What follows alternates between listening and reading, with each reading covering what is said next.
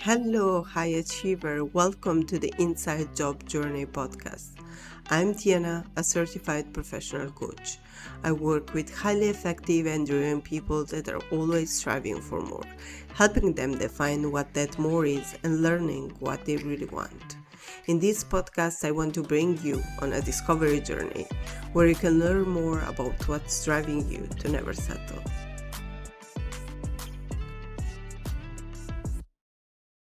Hello and welcome to this episode of the Inside Job Journey podcast. We're on episode 21. I can't believe that I already recorded 20 episodes.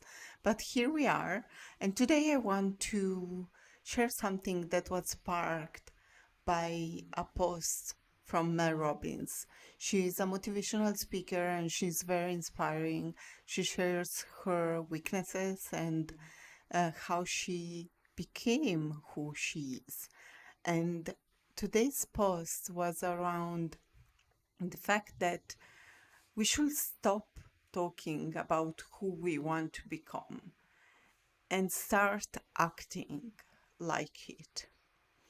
So, her thought around this is that we often think about becoming someone and we think about it and what we should be doing, but we are not actually doing the things that that person that we want to become should be doing. So you want to become a healthy person and you should do the things that a healthy person should be doing or is doing, is deciding to do, wants to do. You want to be a successful person. What are the things that that successful version of yourself is doing? So from that prompt, I wanted to share the 10 lessons that I've learned by becoming who I wanted to be. The first one is defining your values and living by them. I know it sounds like a very cliche thing to say, but did you ever stop to write down what those values are? And do you ever assess if what you're doing day in, day out, it's really aligned with those values? Or are you just living your life as it comes without having that reflection? The second one is embracing failures and using them as an opportunity to learn. I've failed more times than I could think of. I failed attempts to build businesses. I failed at work. I failed as a mom. But every time there was a lesson there for me to learn. And I know it's hard when you are in the moment, when things are tough, but when everything is over, spend some time to think about what that lesson was. 3, and this one may be hard sometimes, especially if you are chasing a dream and people around you don't understand. It's around surrounding yourself with positive and supportive people. If you don't have them now, find your people, find those that are as crazy as you, that like the things that you like, that are growth oriented, and get around them more often, spend time with them, energize each other. 4 is being really open minded and willing to try new things. I always thought I was very open minded, but I realized that sometimes I form my own opinions and I stick by them. I don't want to be proven wrong. So here it's a lesson that I've learned. It's really about not thinking to be always right, to give people the benefit of the doubt. And even if I don't like something, to try it and maybe I will learn to like it. Five is taking responsibility for your actions and decisions. And I've always been a very accountable person. So it's not like I've learned this from zero, but I've learned that this is very important for myself. It's one of my values, being accountable, being trusted. So for me, not taking responsibility, it's going against my values. So I've learned that about myself.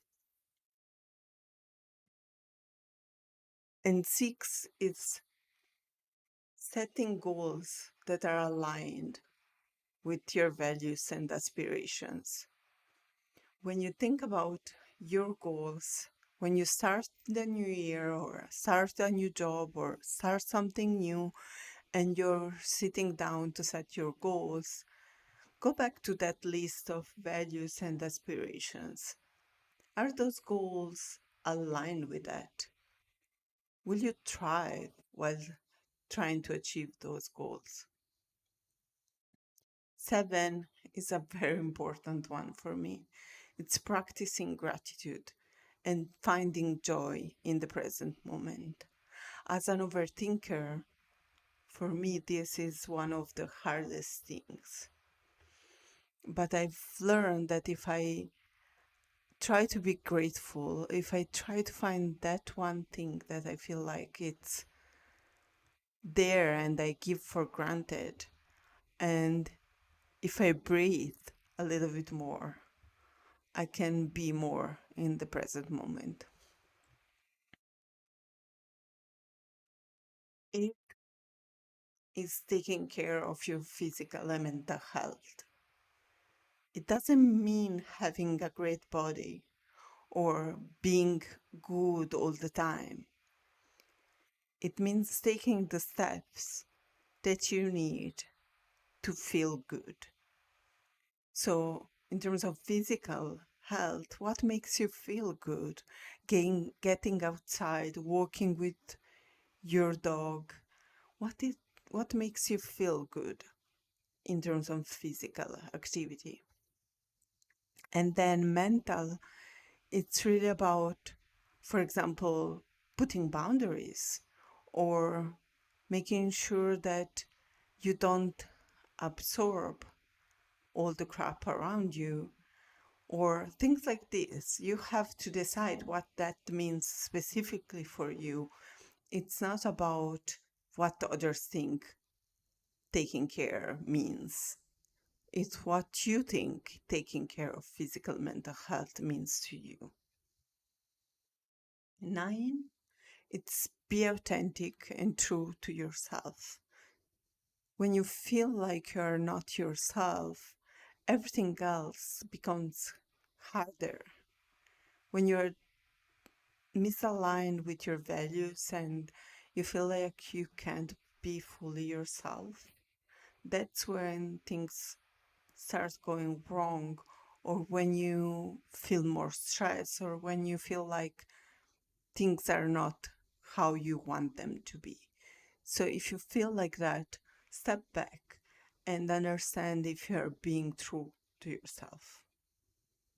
And then it's really continuously reflecting and evaluating your progress toward becoming that person.